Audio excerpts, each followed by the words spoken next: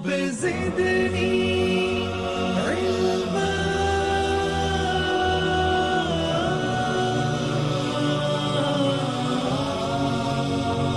رب زدني علما.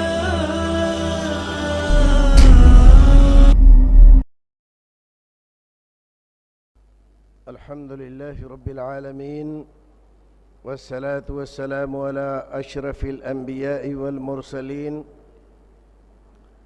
نبينا محمد وعلى آله وأصحابه أجمعين ومن تبعهم بإحسان إلى يوم الدين. أما بعد، فأعوذ بالله السميع العليم من الشيطان الرجيم. بسم الله الرحمن الرحيم.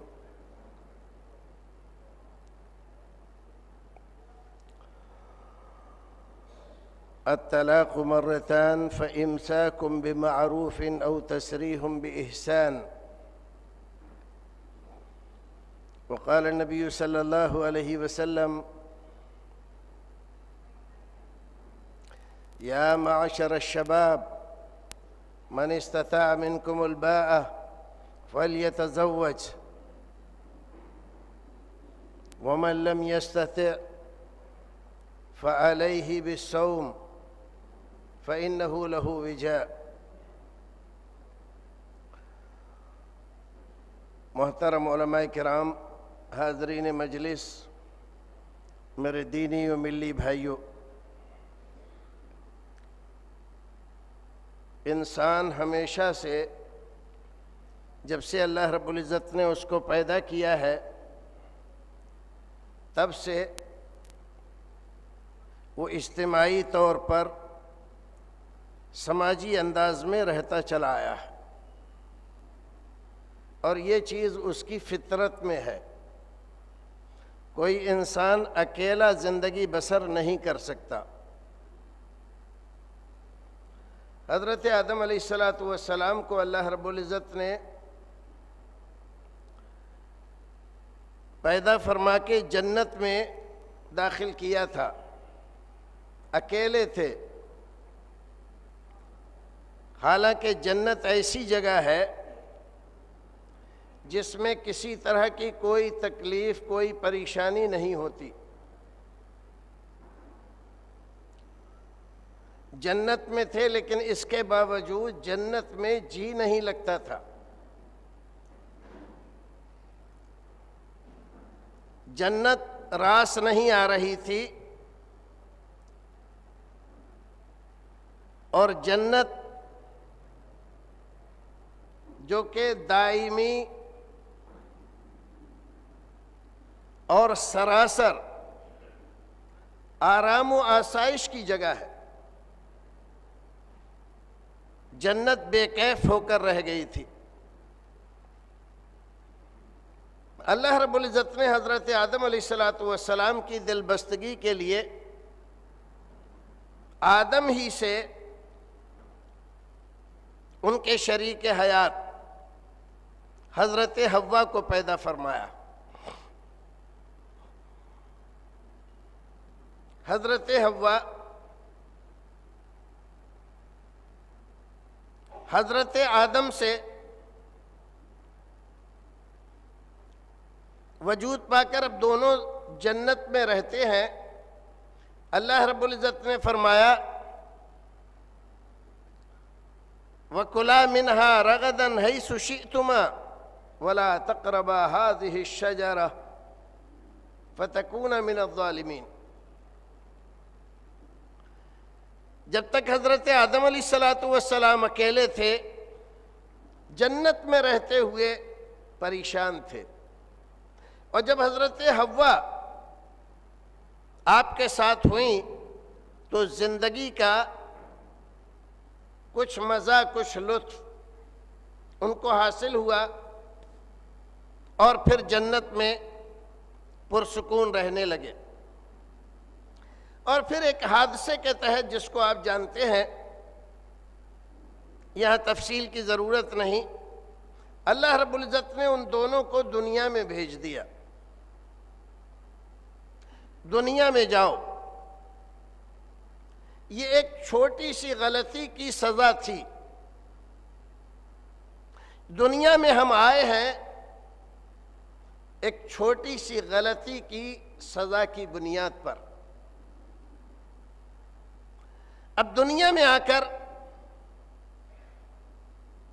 ہم زندگی کیسے گزاریں، اس بات کو بتانے کے لیے اللہ رب العزت نے 1,24,000 انبیاء کرام علیہم الصلاۃ والتسلیم کو اس دنیا میں مبعوث فرمایا، بھیجا اپنے میسنجر۔ 1,24,000 کم و بیش نبی رسول اس دنیا میں آئے، انسان کو یہ بتانے کے لیے کہ کیسے زندگی گزارو کہ تمہارا شریک حیات تم سے تکلیف نہ پائے، اور کیسے زندگی گزارو کہ وہ تمہارا اصلی گھر جنت، جس سے سزا کے طور پر تم کو نکال دیا گیا تھا، وہ تمہیں دوبارہ حاصل ہو جائے۔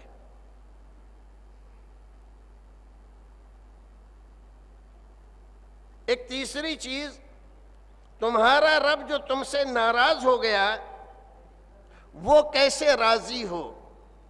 یہ 3 مقصد ہیں بڑے اس دنیا میں آنے کے۔ تو ہم دنیا میں آئے ہیں تاکہ ہم اپنے رب کو راضی کریں۔ رب ہمارا کیسے راضی ہوگا، تو اس کو اگر تفصیل ذکر کریں تو گھنٹوں کی ضرورت ہے، لیکن اگر اختصار میں ہم کہیں تو 2 لفظ میں اس کو بیان کیا جا سکتا ہے۔ جتنی باتیں کرنے کا اس نے حکم دیا ہے کہ یہ کرو، اس کو بجا لائیں، اس کو مانیں اور اس پر عمل کریں، اور جتنی باتوں سے اس نے روکا ہے ان سے ہم رک جائیں۔ یہ صرف 2 باتیں ہیں جس کو عربی میں مامورات و منہیات سے تعبیر کیا جاتا ہے۔ تمام وہ باتیں جس کا حکم اللہ نے دیا اور اس کے پیغمبر نے دیا، اس پر ہم عمل کریں گے، اور تمام وہ باتیں جس سے اللہ نے منع کیا ایسا مت کرو، اس کے رسول نے منع کیا ایسا مت کرو، ان تمام سے ہم بچ کر رہیں گے۔ یہ نسخہ ہے اللہ رب العزت کو راضی کرنے کا۔ تو 3 مقصد ہیں ہمارے اس دنیا میں، تو 3 مقصد میں سے ایک مقصد ہمارا حاصل ہو جاتا ہے، مامورات پر عمل کرنے اور منہیات سے بچنے سے۔ اب ایک دوسرا مقصد، ہم جب جنت سے نکالے گئے تو خالی آدم کو نہیں نکالا گیا تھا، آدم کے ساتھ حوا بھی تھی، اور دونوں کو شریک جرم مانا گیا تھا، اور اس کی وجہ سے یہاں دنیا میں دونوں آئے اور ایک مدت تک توبہ کرتے رہے۔ ربنا ظلمنا انفسنا وَإِن لَّمْ تَغْفِرْ لَنَا وَتَرْحَمْنَا لَنَكُونَنَّ مِنَ الْخَاسِرِينَ۔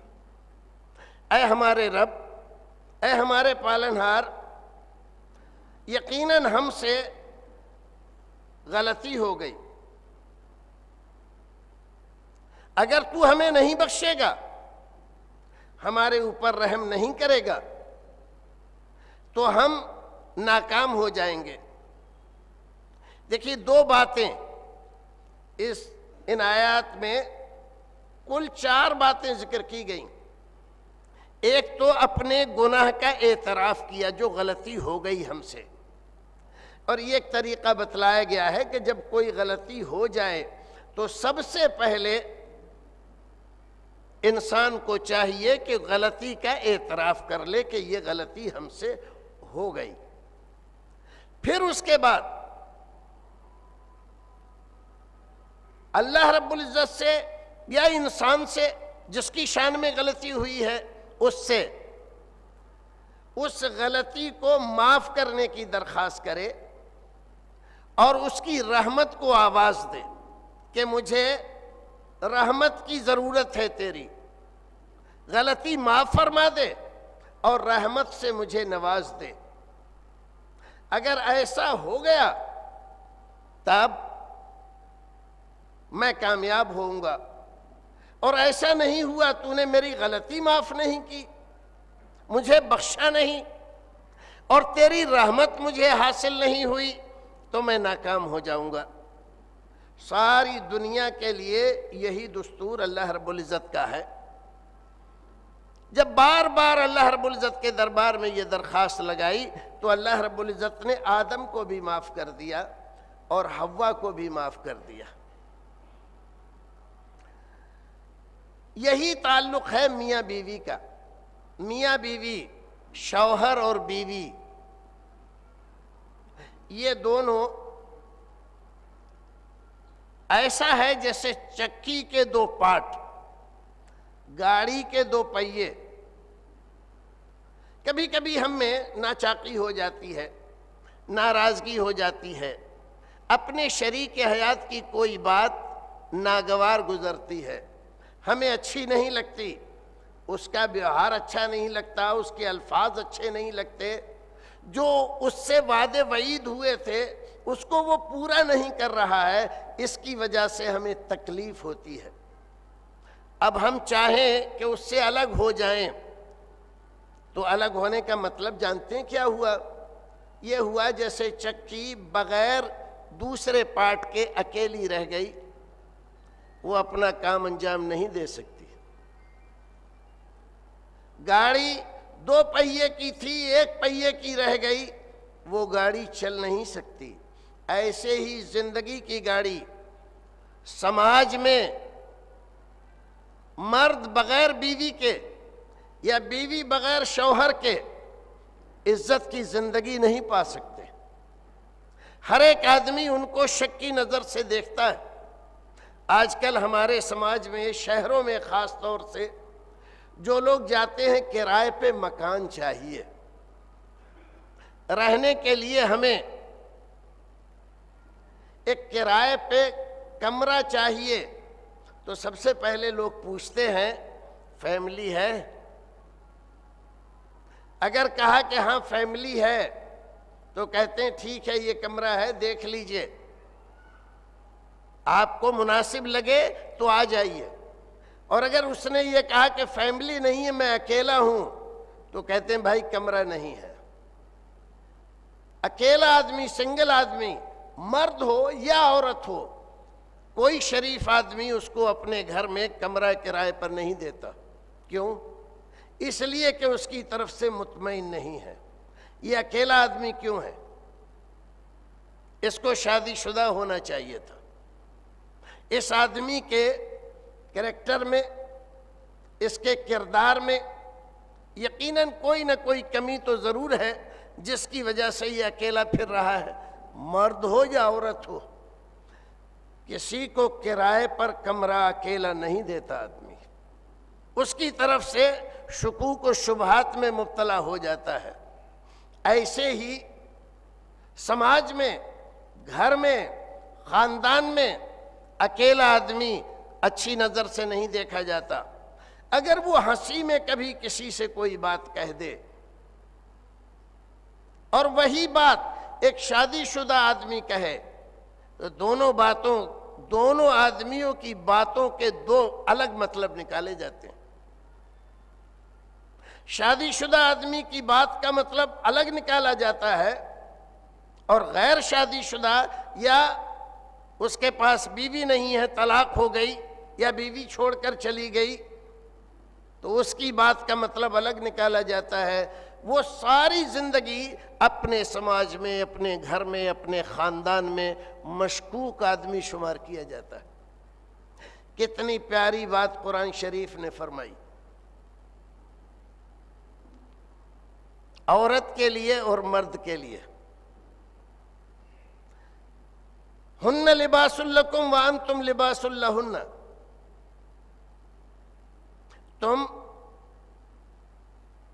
اے بیویو اپنے مردوں کی اپنے شوہروں کی، اور اے مردو تم اپنی بیویوں کی، آپس میں ایک دوسرے کے لیے تمہاری حیثیت ایسی ہے جیسے لباس کی حیثیت۔ ایک آدمی کتنا ہی خوبصورت ہو لیکن بے لباس ہو، وہ سماج میں کیسا ہے؟ کیا اس کی عزت ہے؟ ننگا آدمی ساری خوبصورتی ہونے کے باوجود، ساری اچھائیاں ہونے کے باوجود وہ سماج میں ننگا کہلاتا ہے، بے عزت کہلاتا ہے، اس کی عزت نہیں ہوتی۔ ارے وہ کیا ہے؟ وہ تو ننگا آدمی ہے۔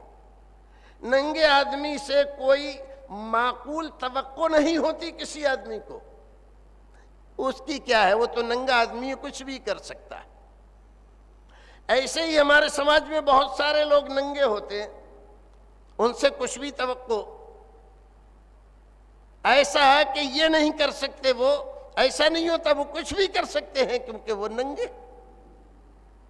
شوہر عورت کے لیے اور عورت شوہر کے لیے لباس کی جگہ میں ہے۔ جیسے بغیر لباس کے، بغیر زیب و زینت کے کسی عورت کو بغیر لباس کے کہیں کھڑا کر دیں، کیا کوئی آدمی اس کے اوپر نظر ڈالنا چاہے گا؟ اس کو کبھی سماج میں عزت ملے گی؟ کسی مرد کو ننگا کسی چوراہے پر کھڑا کر دیں تو کوئی سمجھے گا عزت کے لیے ان کو یہاں کھڑا کیا گیا ہے؟ سب سمجھیں گے کہ کسی سزا کے طور پر ان کو یہاں پر کھڑا کیا گیا ہے۔ ننگا کرنے کا مطلب ہے بے عزت کر دینا۔ اور کتنی پیاری بات قرآن کی ہے، ہن لباس لکم وانتم لباس لہن، تم ان کے لیے لباس ہو، وہ تمہارے لیے لباس ہیں۔ لباس کا کام کیا ہوتا ہے؟ لباس کا کام ہوتا ہے زیب و زینت، عزت، وقار، شان و شوکت، حسن و خوبصورتی، اور اس کے مقابل میں بے لباسی ان تمام چیزوں کا مظہر ہے۔ بے وقاری، بے عزتی، ذلت اور خواری۔ تو ایک پہلا کام ہوتا ہے لباس کا حسن و خوبصورتی، وقار و سنجیدگی، اور دوسرا کام ہوتا ہے آنے والی مشکلات اور پریشانیوں سے حفاظت کرنا۔ جاڑے کا موسم ہے،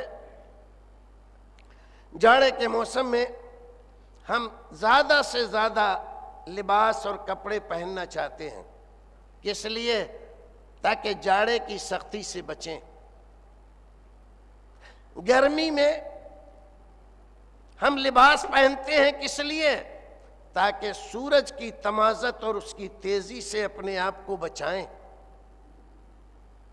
برسات میں ہم کپڑے پہنتے ہیں کس لیے؟ تاکہ برسات میں بھیگ کر بیمار نہ ہو جائیں۔ کیا مطلب سمجھ میں آیا؟ کہ مرد عورت کے لیے اس کی پریشانیوں میں مددگار ہے، اور عورت مرد کے لیے اس کی پریشانیوں میں مددگار ہے۔ جیسے لباس آدمی کی حفاظت کرتا ہے جاڑے کی سختی سے، گرمی کی اور سورج کی تپش کی سختی سے، بارش کی سختی سے، ایسے ہی عورت مرد کے لیے، مرد عورت کے لیے زمانے کی، سماج کی، موسموں کی تبدیلی کی اور بہت ساری آنے والی مصیبتوں اور پریشانیوں کی صورت میں مرد عورت کے لیے ڈھال بنتا ہے، عورت مرد کے لیے ڈھال بنتی ہے۔ اور جب تک پوری وفاداری کے ساتھ، ہوشیاری کے ساتھ، سمجھداری کے ساتھ ایک دوسرے کا ساتھ دیتے رہتے ہیں، یہ ساتھ بنا رہتا ہے، یہ رشتہ چلتا رہتا ہے۔ سماج کے اور دو خاندانوں کے کسی فرد کو اس سے کوئی تکلیف نہیں ہوتی۔ لیکن ان میں سے ایک فرد اگر دوسرے کو چھوڑنے، دوسرے سے علیحدہ ہونے، دوسرے کے ساتھ غداری کرنے، دوسرے کے ساتھ بے وفائی کرنے کا قدم اٹھاتا ہے تو صرف اتنا ہی نہیں ہوتا کہ شریک حیات کو تکلیف ہوتی ہے، بلکہ دو خاندانوں کو تکلیف ہوتی ہے، پورے سماج کو اس سے تکلیف ہوتی ہے، پورا سماج اس سے پیڑت ہوتا ہے، اس سے متاثر ہوتا ہے۔ کیوں؟ ایک آدمی کی بے وفائی، ایک آدمی کی بدچلنی، ایک عورت کی بدچلنی، ایک عورت کی بے وفائی صرف ایک عورت تک نہیں رہتی، بلکہ سارا عورتوں کا سماج، مہیلاؤں کا سماج اس سے متاثر ہوتا ہے اور عورت سماج بدنام ہو جاتی ہے۔ ایسے ہی مرد بے وفائی کرتا ہے تو پورا مرد سماج اس سے متاثر ہوتا ہے اور سماج اس تکلیف اور پریشانی کو محسوس کرتا ہے۔ تو قرآن نے ہمیں جو طریقہ سکھایا ہے سماج میں ہم کیسے رہیں، میاں بیوی کے ہمارے تعلقات کیسے رہیں، گھروں کو کیسے بنائیں، سماج کو کیسے بنا کے رکھیں، تو فرمایا اس طرح جیسے لباس کا تعلق بدن کے ساتھ ہوتا ہے۔ اس میں سے کس کو فائدہ ہے؟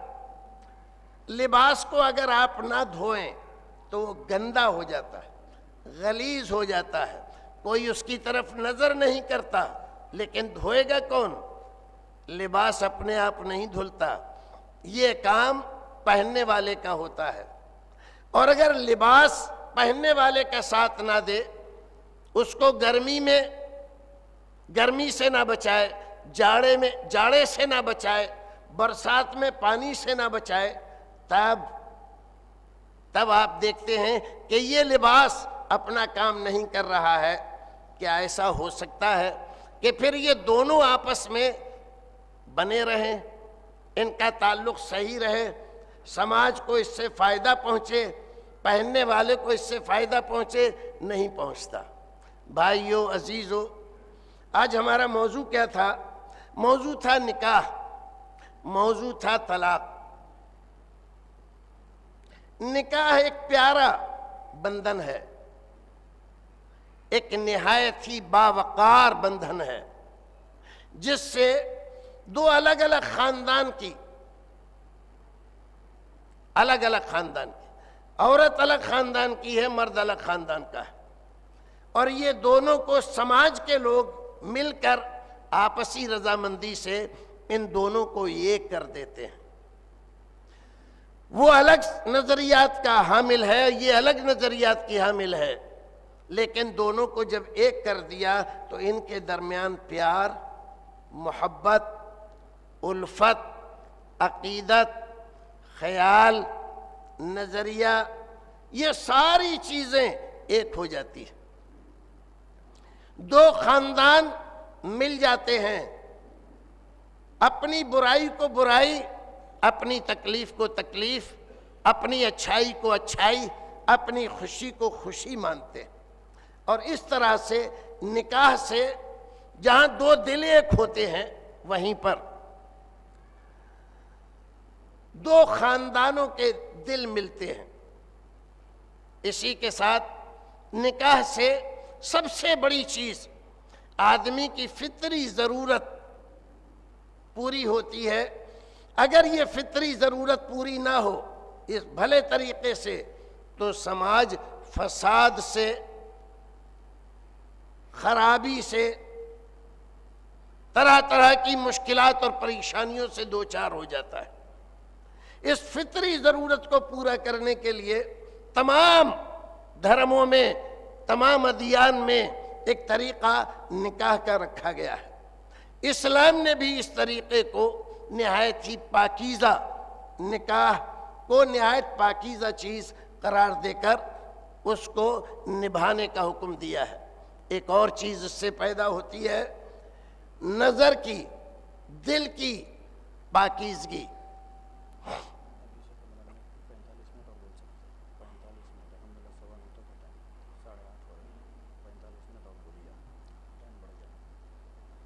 نظر کی پاکیزگی، نظر کی پاکیزگی اور دل کی پاکیزگی۔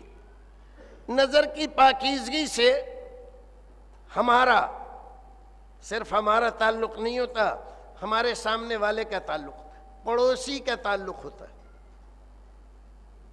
ہر ایک آدمی، اگر کوئی آدمی پاکیزہ نظر والا ہے، بری نظر نہیں ڈالتا، تو ہر ایک آدمی اپنی بہو بیٹی، گھر کی خواتین کے تعلق سے اس کے بارے میں مطمئن ہوتا ہے۔ اور ایک آدمی بدنام ہو جائے کسی سماج میں، بری نظر والا ہے، تو ہر ایک آدمی ابھی اپنی بہو بیٹیوں کے لیے اس سے چنتت ہوتا ہے۔ خراب آدمی ہے، بری نظر کا آدمی ہے، پتہ نہیں کیا کر دے۔ کوئی بھی آدمی اپنی بہو بیٹیوں کو اکیلے تنہا اس کے پاس نہیں آنے دیتا، اور اس کی انٹری اپنی گھر میں نہیں ہونے دیتا۔ کیوں؟ اس لیے کہ بد نظر آدمی ہے، بری نظر والا آدمی ہے۔ اور آدمی اگر اچھی نظر والا ہے، جس کو دیکھتا ہے، اپنی عمر کی یا اپنی سے بڑی عمر کی عورتوں کو دیکھتا ہے، تو کسی کو چاچی کہتا ہے، کسی کو کاکی کہتا ہے، کسی کو تائی کہتا ہے، کسی کو دادی کہتا ہے، کسی کو ماں کہتا ہے۔ کوئی آدمی بھی اس سے کسی بھی طرح سے ڈرتا نہیں ہے۔ اپنے سے چھوٹی عمر کی بچیوں کو بہن کہتا ہے، بیٹی کے لفظ سے یاد کرتا ہے، تو کسی آدمی کو اس سے خطرہ محسوس نہیں ہوتا۔ وہ جانتے ہیں کہ یہ آدمی نظر کا پاکیزہ ہے، اور جس کی نظر پاکیزہ ہے، صاف ستھری ہے، تو یہ آدمی سماج کے لیے کسی بھی طرح سے نہ سمسیا ہے، نہ سماج کے لیے کوئی اتپات پیدا کرتا ہے، کوئی جھگڑا ہے اس کو لے کر۔ لیکن آدمی اگر نظر کا برا ہے، تو آدمی اپنی بہو بیٹیوں کو اس سے بچاتا ہے، اس کے پڑوس میں رہنا نہیں چاہتا، اس سے نظر بچا کر خود چلتا ہے، اور اپنی بہو بیٹیوں کو بھی تاکید کرتا ہے، اس آدمی سے بچ کر رہو، یہ آدمی کبھی گھر میں بغیر ہماری موجودگی کے داخل نہ ہو۔ یہ نظر کی پاکیزگی، دل کی پاکیزگی کس چیز سے حاصل ہوتی ہے؟ شادی سے۔ شادی شدہ آدمی جس کے گھر میں بیوی ہے، جس کے بچے ہیں، تو وہ دوسروں کی بہو بیٹیوں کو اسی پاکیزہ نظر سے دیکھتا ہے، جیسے وہ نہیں چاہتا کہ اس کی بیوی کو کوئی آدمی غلط نظر سے دیکھے، ایسے ہی وہ بھی کسی کی بہو بیٹی کو غلط نظر سے نہیں دیکھا۔ ایک واقعہ رسول اکرم صلی اللہ علیہ وسلم کی زندگی کا آپ کو اس مناسبت سے سنانا چاہتا ہوں۔ ایک نوجوان نہایت خوبصورت، خوب رو، اچھے لباس، اچھی شکل و صورت والا، ایک بار رسول اکرم کی خدمت میں آتا ہے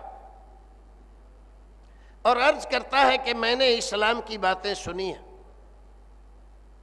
میں آپ کی باتوں سے متفق ہوں، میں چاہتا ہوں کہ میں مسلمان ہو جاؤں۔ آپ نے کہا بہت اچھی بات ہے، کلمہ پڑھ لو، مسلمان ہو جاؤ۔ کہنے لگا لیکن کلمہ پڑھنے سے پہلے، مسلمان ہونے سے پہلے ایک چیز کی اجازت چاہتا ہوں۔ آپ نے فرمایا کہ کیا؟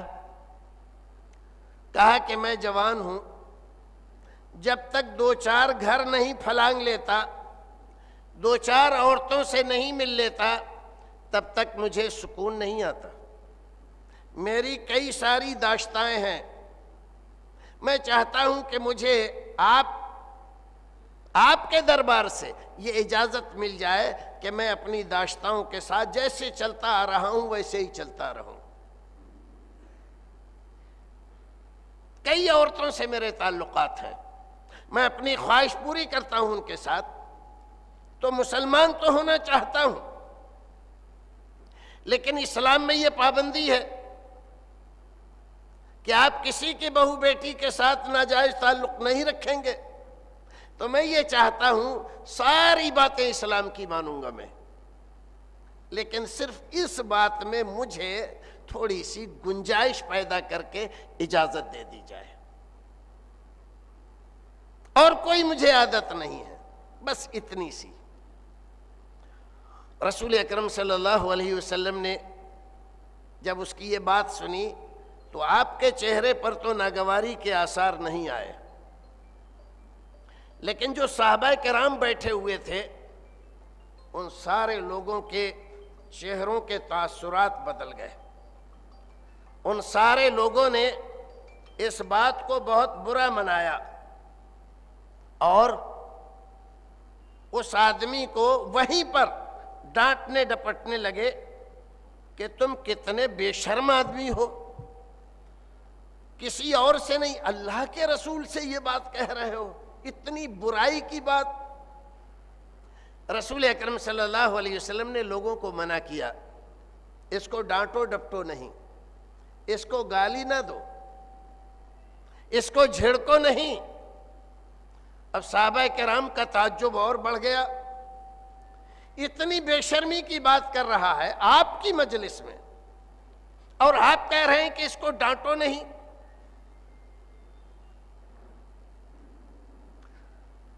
رسول اکرم صلی اللہ علیہ وسلم نے اس نوجوان کو کہا کہ تھوڑا آگے آ جاؤ۔ وہ نوجوان آگے آیا۔ صحابہ کرام کو تعجب، ایسے آدمی کو تو مار کے مجلس سے نکال دینا چاہیے، اللہ کے رسول اس کو اپنے پاس بلا رہے ہیں۔ اللہ کے رسول نے کہا اور آگے آ جاؤ، اور تعجب ہو رہا ہے، اور زیادہ آگے، اور آگے بڑھ گیا تھوڑا سا، کہا اور آگے آؤ، یہاں تک کہ اس کے گھٹنے رسول اکرم کے گھٹنے سے جا کر مل گئے۔ کتنا قریب ہو گیا؟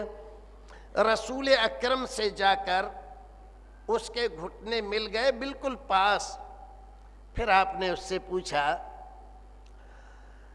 اے نوجوان، جس چیز کی تم اجازت مجھ سے مانگ رہے ہو، کیا خیال ہے تمہارا؟ اگر کوئی تمہاری خالہ کے ساتھ، موسی کے ساتھ کوئی برائی کرے تم اسے پسند کرو گے؟ نوجوان تھا، فوراً تیور بدلے، ہرگز نہیں، یہ نہیں ہو سکتا، میں اس کو معاف نہیں کروں گا، بخشوں گا نہیں، یہ کر دوں گا وہ کر دوں گا۔ آپ نے کہا ٹھیک ہے، یہ بتاؤ اگر کوئی تمہاری پھوپھی کے ساتھ کرے، تمہارے باپ کی بہن کے ساتھ، اگر یہی معاملہ کرے جو جس کی اجازت تم چاہ رہے ہو، تب تمہیں کوئی دکھ تو نہیں ہوگا؟ اللہ کے رسول بالکل معاف نہیں کروں گا، اس کو یوں کر دوں گا وہ کر دوں گا۔ ٹھیک ہے، یہ بتلاؤ اگر یہی معاملہ جس کی اجازت تم مجھ سے مانگ رہے ہو، زناکاری کی، یہی بات اگر کوئی تمہاری ماں کے ساتھ کرے تو تمہیں غصہ تو نہیں آئے گا؟ اور زیادہ بفر گیا، کیا فرما رہے ہیں آپ؟ میری ماں کے ساتھ اگر کوئی کرے تو اس کو قتل کر دوں گا، یہ کر دوں گا وہ کر دوں گا۔ آپ نے کہا ٹھیک ہے، یہ بتلاؤ اگر کوئی تمہاری بیوی کے ساتھ یہی معاملہ کرے تو تم پسند کرو گے؟ ہرگز نہیں پسند کروں گا، اور ایسا ایسا کر دوں گا۔ اور اگر کوئی تمہاری بیٹی کے ساتھ یہی معاملہ کرے تو تم پسند کرو گے؟ ہرگز نہیں کروں گا، میں یہ کر دوں گا اور وہ کر دوں گا۔ رسول اکرم صلی اللہ علیہ وسلم نے اس کے جو قریبی رشتے تھے خواتین میں، خالہ، پھوپھی، ماں، بہن، بیوی، بیٹی، تمام کا ایک ایک کر کے ذکر کیا اور اس کے تاثرات دیکھے، اس کا رد عمل دیکھا، ریئیکشن زبردست ریئیکشن ہے، معاف نہیں کروں گا، قتل کر دوں گا۔ رسول اکرم صلی اللہ علیہ وسلم نے ارشاد فرمایا، اور تم جو اجازت مانگ رہے ہو زنا کی مجھ سے، تم جس کے ساتھ زنا کرو گے کیا وہ کسی کی خالہ نہیں ہوگی؟ وہ کیوں پسند کرے گا؟ وہ جو تم کہہ رہے تھے کہ میں ایسا کر دوں گا، اگر وہ یہی کرنے پر آمادہ ہو جائے جو تم کہہ رہے تھے تو کیا ہوگا؟ اور جس سے تم زنا کرو گے کیا وہ کسی کی پھوپھی نہیں ہوگی؟ اگر وہ وہی کرنے کے لیے تیار ہو جائے جو تم کہہ رہے تھے، کوئی آدمی اپنی پھوپھی کے ساتھ زنا کو کیوں پسند کرے گا؟ ایک ایک رشتے کو رسول اکرم نے اس کے ساتھ بالکل اسی انداز سے دہرایا۔ تم اپنی خالہ کے ساتھ، پھوپھی کے ساتھ، بہن کے ساتھ اور اپنی بیوی کے ساتھ، اپنی ماں کے ساتھ، اپنی بیٹیوں کے ساتھ نہیں چاہتے کہ ان کے ساتھ کوئی بری نظر ڈالے، ان کے ساتھ برا فعل کرے، ان کے ساتھ زنا کرے، تو لوگ کیوں چاہیں گے کوئی ان کی بہو بیٹیوں کے ساتھ، خالہ اور پھوپھی کے ساتھ، ماں اور بہن کے ساتھ، بیٹی یا کسی اور رشتہ دار کے ساتھ کوئی زنا کرے؟ بات اتنی معقول تھی کہ اس کے پاس کوئی جواب نہیں تھا۔ رسول اکرم صلی اللہ علیہ وسلم نے اپنا دست مبارک اس کے سینے پر مارا اور اللہ رب العزت سے دعا کی، اے اللہ طاہر قلبہ، پروردگار اس نوجوان کے دل کو پاکیزہ بنا دے، برائی کی محبت اس کے دل سے دور کر دے۔ رسول اکرم صلی اللہ علیہ وسلم کا فرمان، طریقہ اور پھر دعا، نتیجہ اس کا کیا ہوا؟ وہ نوجوان اسلام قبول کرنے کے بعد مجلس سے اٹھا۔ لوگ بیان کرتے ہیں جن لوگوں نے اس نوجوان کو اللہ کے رسول کے دربار میں زنا کی اجازت چاہنے کی درخواست کرتے ہوئے دیکھا اور سنا تھا، وہ بیان کرتے ہیں کہ اس نوجوان کو پھر کبھی کسی نے کسی غیر عورت پر نظر ڈالتے ہوئے نہیں دیکھا۔ یہ تھا پاکیزہ کردار رسول محترم صلی اللہ علیہ وسلم کا، یہ تھا اثر آپ کی پاکیزہ تعلیم کا۔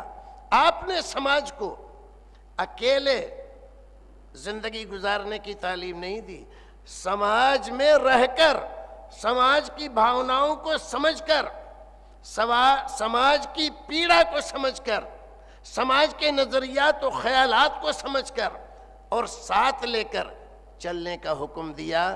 کوئی آدمی اکیلے اپنے بل پر اپنی زندگی گزارنا چاہے، ہمیں دنیا سے کیا مطلب، ہمیں تو جو کچھ کرنا ہے وہ کرنا ہی ہے، زیادہ دن تک یہ بات چلتی نہیں ہے اور سماج اس کو نکار دیتا ہے، سماج اس کو اپنے اندر سے پھٹکار دیتا ہے، دھتکار دیتا ہے، پھر زندگی بھر کبھی وہ عزت نہیں پاتا۔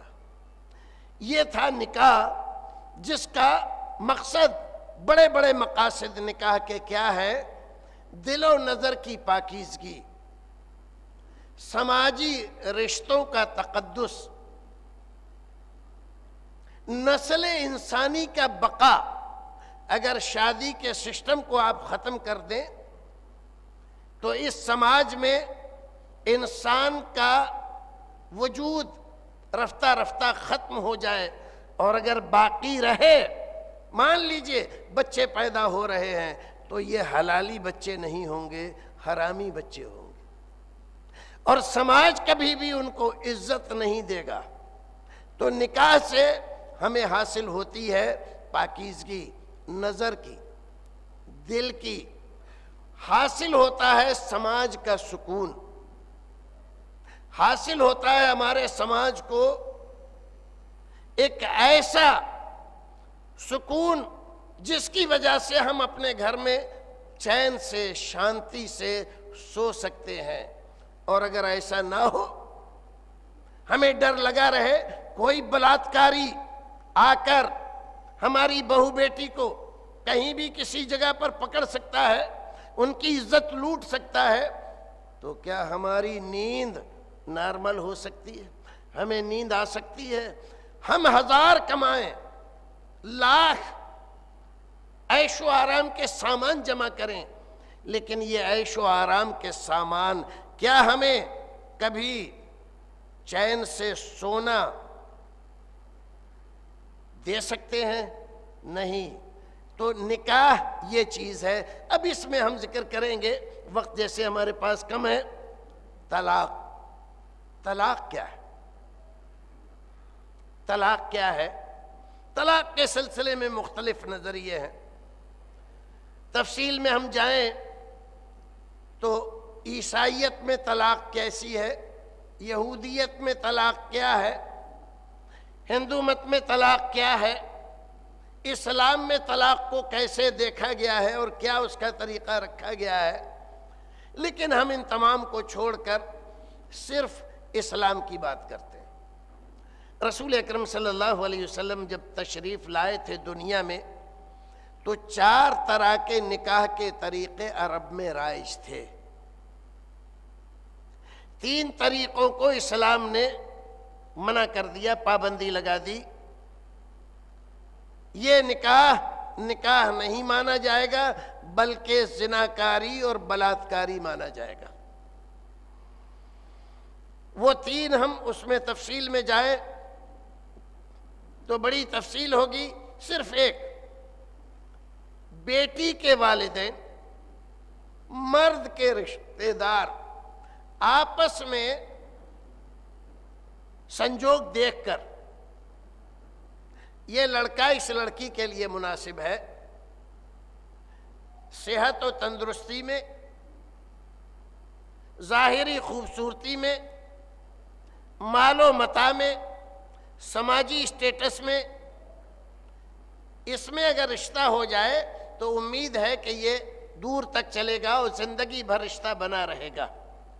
دونوں آدمی ملے، ہمارا لڑکا ہے، آپ کی لڑکی ہے، ہم چاہتے ہیں دونوں کو رشتے میں باندھ دیا جائے اور اس طرح سے ہم بھی اپنی ذمہ داری سے سبکدوش ہو جائیں اور آپ بھی۔ دونوں آدمی راضی ہوئے، دو خاندان کے، اور پھر ایک دن سماج کے لوگوں کو بلا کر، ایک قاضی کو بلا کر ان کا نکاح پڑھایا گیا، اس امید کے اوپر کہ یہ دونوں پیار و محبت سے ساری زندگی شریک حیات، میاں بیوی کا لفظ نہیں، شریک حیات بن کر رہیں گے، ایک دوسرے کی زندگی کا ساجھی اور ساتھی بن کر رہیں گے، دکھ سکھ میں شریک رہیں گے، اور اللہ نے اگر دیے تو ان کی دونوں کی رضامندی سے ان کے آنگن میں خوبصورت کلیاں کھلیں گی، بچے ہوں گے اور سماج کا وکاس کریں گے۔ یہ ہے نکاح۔ اس نکاح کو، اس بندھن کو جو سماج نے قائم کرایا تھا، توڑ دینے کا نام ہے طلاق۔ اسی لیے اسلام نے طلاق کو، جو صورت آج کل ہمارے یہاں ہے، مرد کو کس عورت کی کوئی بات ناپسند آئی یا عورت کو مرد کی کوئی بات ناپسند آئی اور دونوں نے فیصلہ کر دیا ہم ایک ساتھ نہیں رہ سکتے، طلاق چاہتے ہیں، تو یا تو اس نے طلاق کہہ دیا، یا وہ گئی تو عدالت میں اس نے درخواست دے دی میں اس کے ساتھ نہیں رہ سکتی، مجھ کو طلاق چاہیے۔ اسلام اس کو منع کرتا ہے۔ کیوں؟ اس لیے کہ جب تم دونوں آپس میں ملے تھے، جب تم میاں بیوی بنے تھے تو تم اکیلے نہیں بن گئے تھے، بلکہ ایک سماج نے تمہیں اپنی اجازت سے میاں بیوی کے طور پر رہنے کی اجازت دی تھی، اپنی دعاؤں کے ساتھ تمہارے رشتے کو آگے تک جانے کا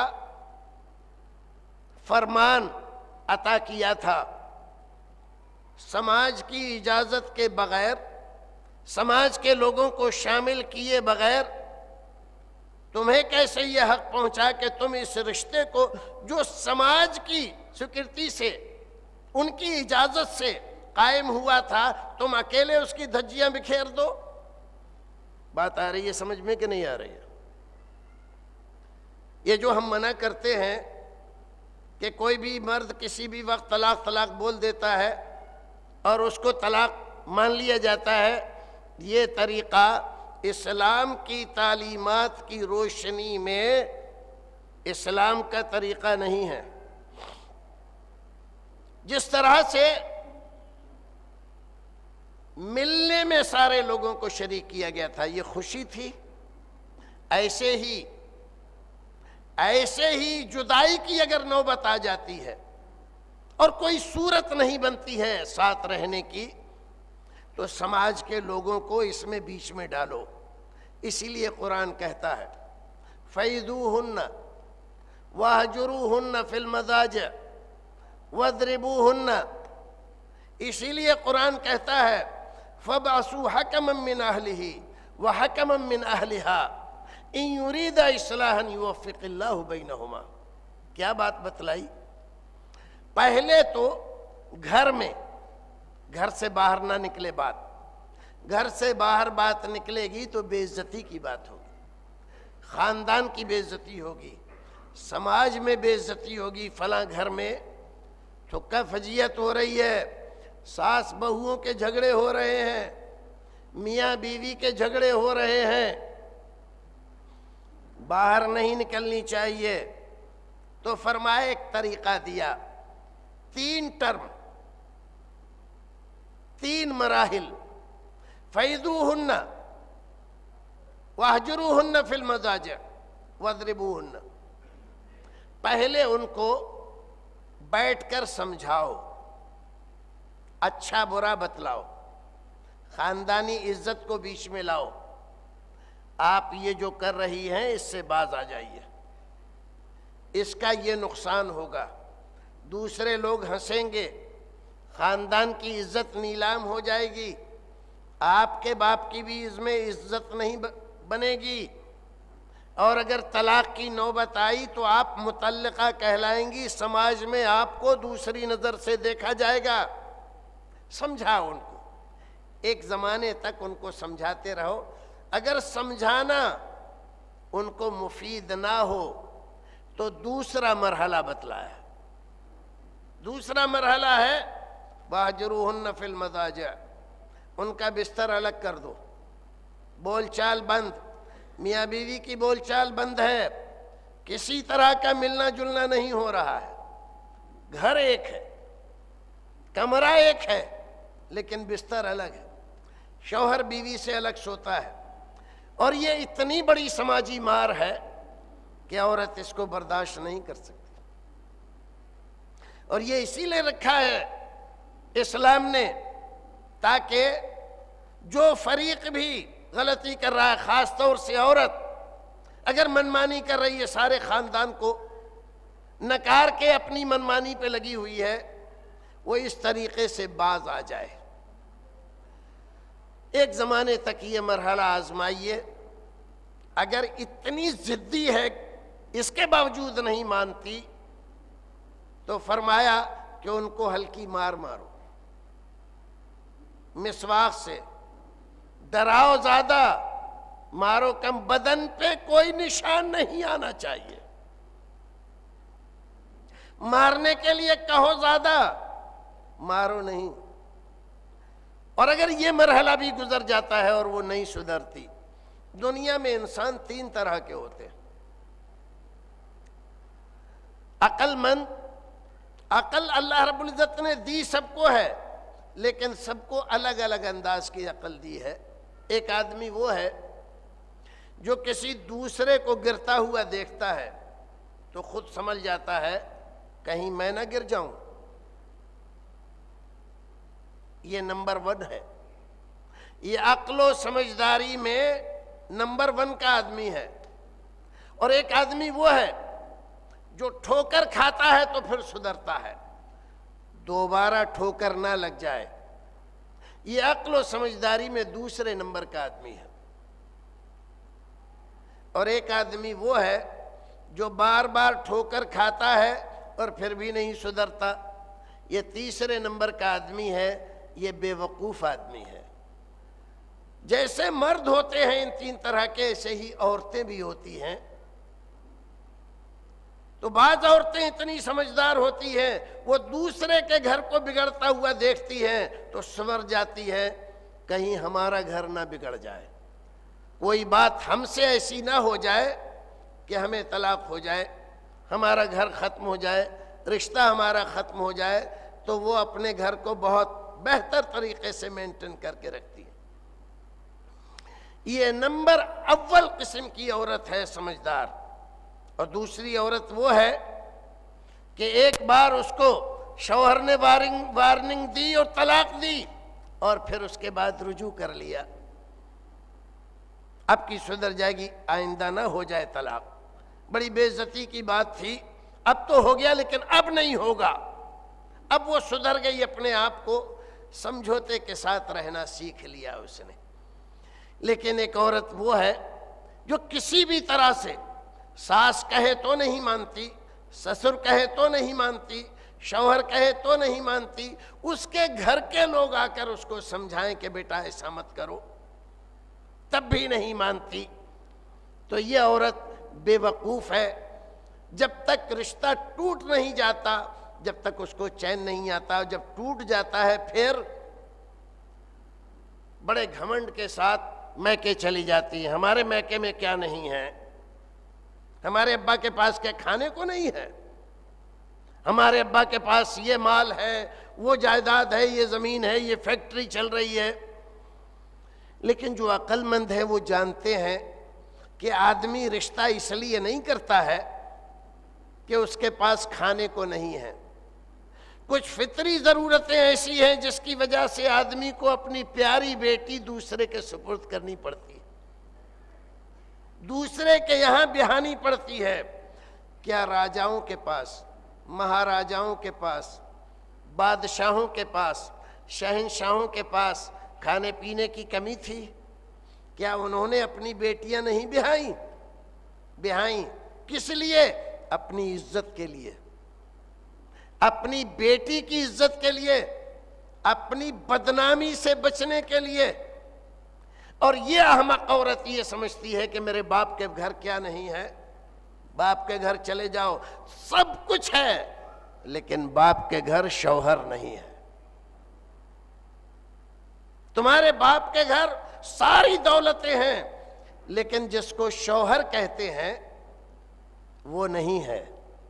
تمہاری فطری ضرورت پوری کرنے کے لیے سوائے حرام کاری کے کوئی اور راستہ نہیں بچا ہے، اور یہ حرام کاری نہ صرف تمہاری بے عزتی، تمہارے باپ کی بے عزتی، تمہارے خاندان کی بے عزتی، تمہارے سماج میں مٹی پلیت عزت کی، اس کے علاوہ کوئی اور نتیجہ نکلنے والا نہیں ہے۔ تو عورت جو سمجھدار ہے وہ اس نتیجے پر نہیں پہنچتی، لیکن جو بے وقوف ہوتی ہے وہ یہی راستہ اختیار کرتی ہے۔ یہ 3 مرحلے بتلائے اسلام نے۔ دیکھیے جو سمجھدار ہوں گے وہ انہی 3 مرحلے میں اپنا گھر سمجھ کر سدھارنے کی کوشش کرتے ہیں، طلاق کی نوبت نہیں آئے گی، نہیں آئے گی طلاق کی نوبت، گھر نہیں بگڑے گا، خاندان میں ناچاکی نہیں ہوگی، بچے لاوارث نہیں ہوں گے، اگر بچے ان کے ہیں تو ان کا مستقبل تباہ نہیں ہوگا، اسی گھر میں ان کی سمسیاؤں کا حل مل جائے گا۔ لیکن اگر اس کے باوجود بھی معاملہ نہ سدھرے تب اسلام نے ایک اور چیز بتلائی، فَبَسُوا حَكَمًا مِّنْ أَهْلِهِ وَحَكَمًا مِّنْ أَهْلِهَا۔ ایسا کرو، ایک سمجھدار آدمی عورت کے خاندان سے، ایک سمجھدار آدمی مرد کے خاندان کا یہ چنو، اور ان دونوں سے ان کی سمسیا رکھو۔ یہ میاں بیوی ایک زمانے سے لڑتے چلے آ رہے ہیں، سمجھوتا نہیں کر رہے ہیں، ناراضگی ہے ان میں، ایک دوسرے کے خلاف نفرت بھری ہوئی ہے دلوں میں ان کے۔ آپ اس مسئلے کو سلجھانے کی کوشش کریں۔ آپ دیکھیں اپنے طور پر یہ دونوں حکم مرد سے ملتے ہیں، کیا سمسیا ہے، پریشانی کیا ہے، تمہاری بیوی سے تمہاری کیوں نہیں نبھ رہی ہے، کون سی بات ایسی ہے جو تمہیں ناگوار گزرتی ہے؟ اس نے اپنی سمسیا بتلائی۔ اب یہ عورت کے پاس جاتے ہیں، اس سے پوچھتے ہیں کیا سمسیا ہے تمہاری؟ تمہارے شوہر کے ساتھ تمہاری کیوں نہیں نبھ رہی ہے؟ کیوں لڑائی ہو رہی ہے؟ کیوں ناراضگی ہے؟ ملنا جلنا کیوں بند ہے؟ وہ اپنی سمسیایں بتلائے گی۔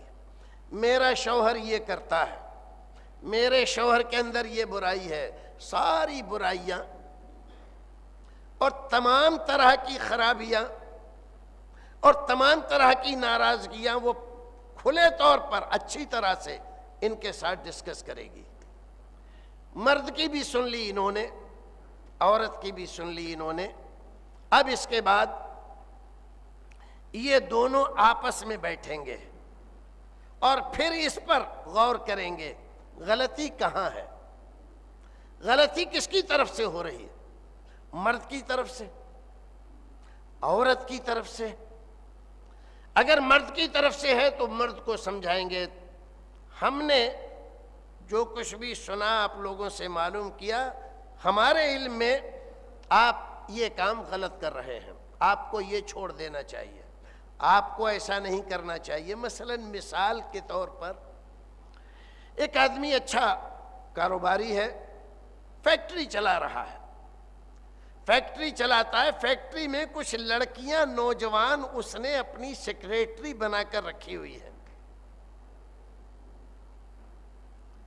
بیوی کو شک ہے میرے شوہر کا تعلق ان لڑکیوں کے ساتھ ہے،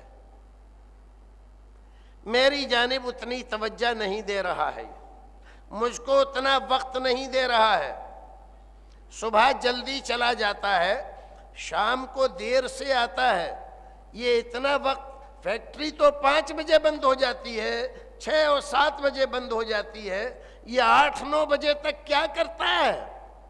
ضرور ان لڑکیوں کے ساتھ اس نے کچھ معاملہ کر رکھا ہے۔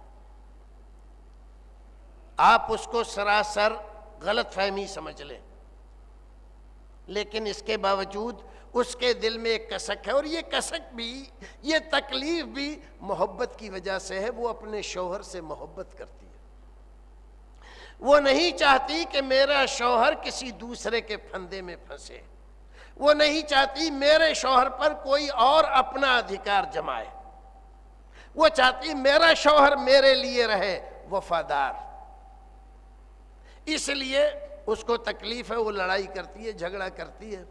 اب یہ دو حکم بیٹھ کر جب اسی نتیجے پر پہنچے کہ ساری خرابی، لڑائی، جھگڑا یہ جو انہوں نے سیکریٹری رکھی ہے، نئی لڑکیاں، جوان لڑکیاں، ان کی وجہ سے ہے، تو یہ حکم لوگ فیصلہ کریں کہ آپ اپنی سیکریٹری کو الگ کر دیجئے۔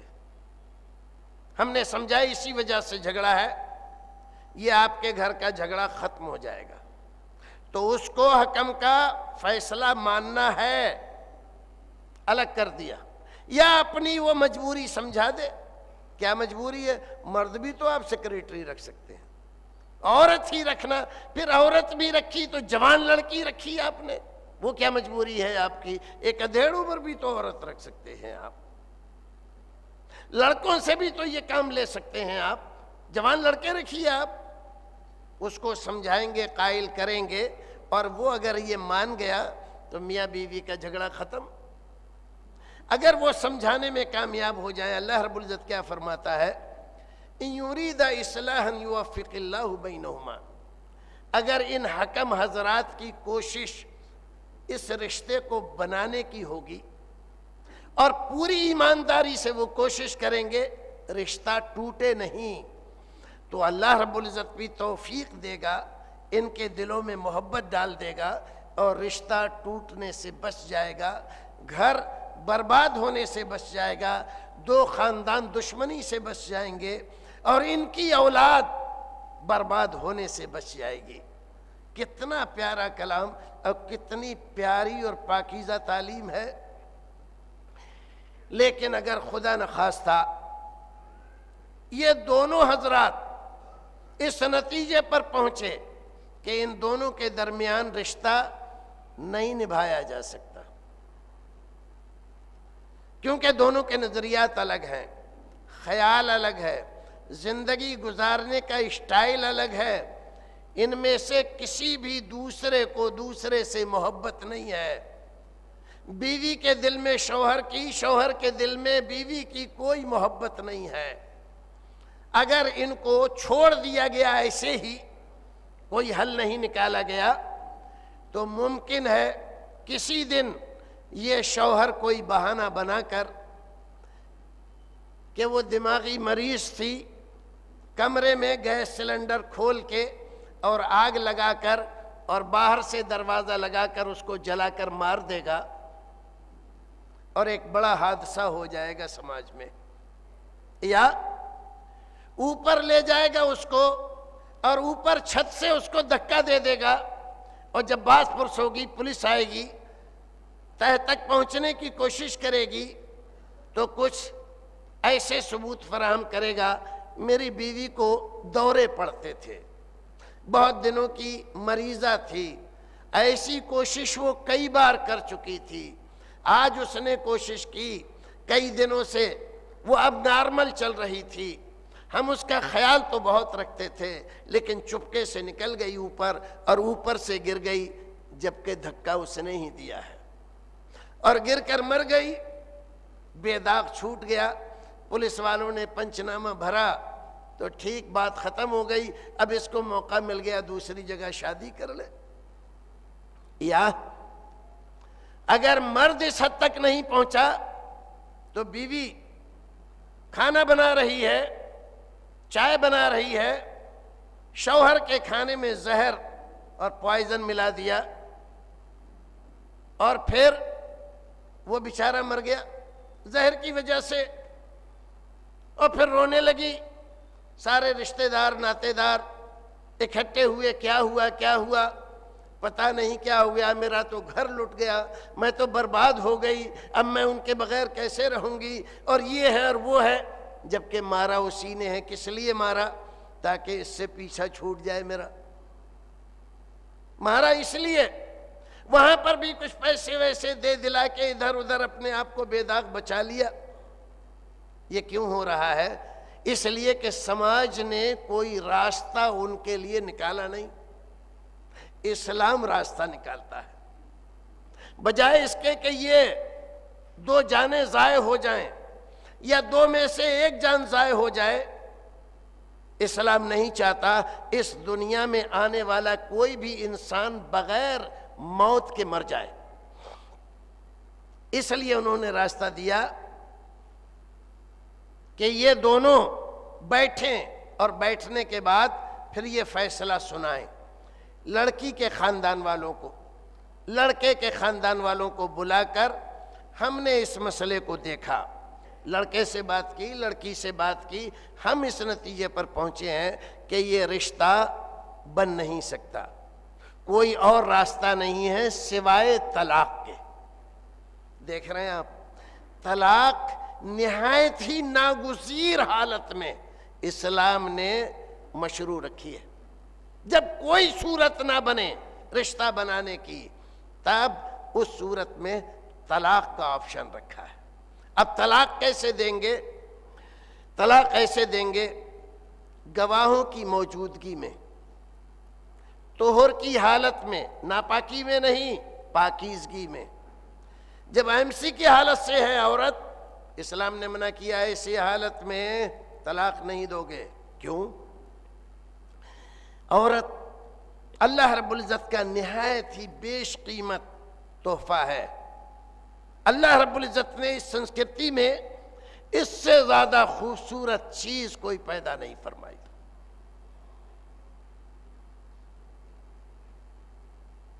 عورت سے زیادہ اتنی خوبصورت چیز کہ دنیا میں بڑی بڑی لڑائیاں، یہ ہمارے یہاں مہابھارت ہوا ہو، ایسی دنیا میں اور بہت سارے مہابھارت ہوئے، یہ ساری لڑائیاں کس کی وجہ سے ہوئی؟ ایک عورت کی وجہ سے۔ آدمی عورت کی وجہ سے جان لے لیتا ہے اور جان دے دیتا ہے، اپنے خاندان کو قربان کر دیتا ہے، اس کے علاوہ کوئی اور چیز نہیں ہے جس کے لیے آدمی جان لینے اور دینے پر اتارو ہو جائے، تیار ہو جائے، اتنی خوبصورت چیز ہے۔ تو جب وہ گندگی کی حالت سے رہے تو اس کے اندر وہ کشش نہیں ہوتی، لیکن نہا دھو کر، 16 سنگار کر کے، زیور پہن کے، اچھے کپڑے پہن کر جب وہ مرد کے سامنے آئے تو انسان کا دل کیا ہے، فرشتہ بھی بہک جائے۔ وہ صورت ہوتی ہے عورت کی، تو ایسی صورت میں وہ طلاق دینے کی جرات نہیں کر پاتا۔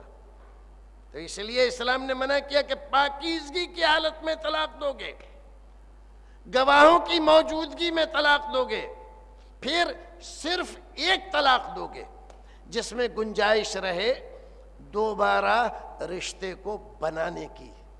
یہ تھا مسئلہ، شاید وقت ختم ہو گیا، پروردگار ہمیں اور آپ کو نیک عمل کرنے کی توفیق عطا فرمائے۔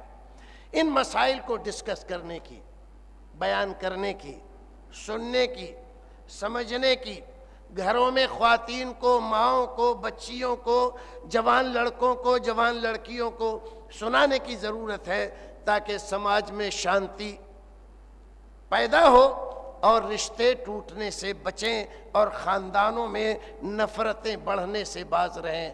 پروردگار ہمیں اور آپ کو نیک عمل کرنے کی توفیق عطا فرمائے۔ مزید علماء اور مقررین کے بیانات سننے کے لیے ہمارے YouTube چینل کو سبسکرائب کیجیے۔ جزاک اللہ۔